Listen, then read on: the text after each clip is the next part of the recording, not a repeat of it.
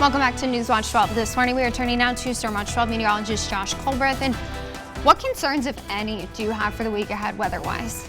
Well, the concerns are mainly right now up in the Cascade Passes. We are seeing some slick and slippery conditions up there. We are seeing chain requirements up at Willamette Pass, but those are the only chain requirements we're seeing. We're also seeing packed snow at Lake of the Woods and up at Diamond Lake as well. So that's just something to take into account for this morning, but the rest of the week is going to be just as quiet as we were last week. So my other big concern continues to be the drought, and of course we're going to have that drought update coming on Thursday. Right now, 33 degrees in Chiloquin, not nearly as cold as we were at this point in time last week, but since the cold front passed pretty recent, it passed last night, we're not really going to see those cold temperatures until we head into the overnight hours tonight. But still, it is January after all, so even mild for January, at least in the morning time, is still pretty chilly. 20s and 30s throughout Siskiyou County, 20s and 30s, or excuse me, on the east side, got a little ahead of myself, 20s and 30s throughout Siskiyou County as well.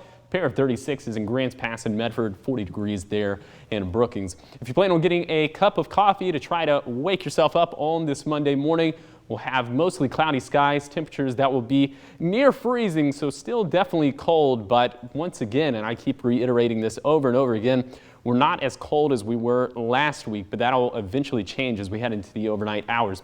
Today's hiking planner within the West Side Valleys, a great day to go hiking, albeit a little bit on the cooler side, and take a look at some of those hazards there. It will be a little muddy, a little slippery because we did have some rain move through the area last night.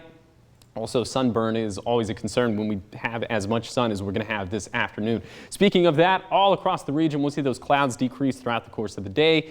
We will have temperatures that are going to be on the cooler side, just given that we had that cold front pass yesterday. 40s, 30s, even some 20s on the east side, especially up in the higher terrain towards Crater Lake. We'll be in the 40s in the Rogue and Shasta valleys, and we'll be just above 50 degrees there in Brookings. As we head into the overnight hours, that's when we'll really start to be reeling from the cold frontal passage. We'll be in the teens here on the east side, and I wouldn't be surprised if there were some localized areas where we drop down into the single digits. 20s throughout Siskiyou County, 20s throughout the valleys of Jackson and Josephine County. Look at this, we'll even drop down into the 30s along the coast as well. So really chilly everywhere. Here's your 3-day forecast for the basin. We eventually do warm back up to the place we were at last week. A big warm up, especially as we head into Wednesday and Thursday.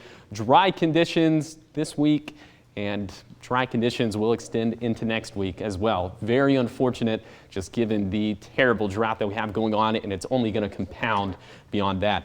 Here's your 7-day forecast along the coast. Unfortunately, just very dry over the next 7 days, but the good news is that we'll be on the warmer side, especially as we head into the weekend, getting back to the 60s. It's going to be a gradual warm up throughout the course of the week in Siskiyou County. Maybe some breezy conditions tomorrow, but that's really the only weather worth noting at all, as we'll be in the 40s and 50s, especially more on the side of 50s, even flirting with 60s as we head into the weekend.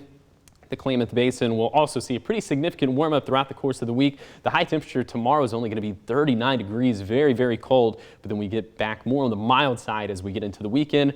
Up there in the mountains again this morning, dealing with some slick conditions. I don't think that's going to be much more of a problem as we head throughout the course of the week, especially as we have temperatures that'll solidly be above freezing towards the end of the week. And then for the Rogue Valley, keeping things dry for the next 7 days, but warming up by about 10 degrees by the time we get to the weekend.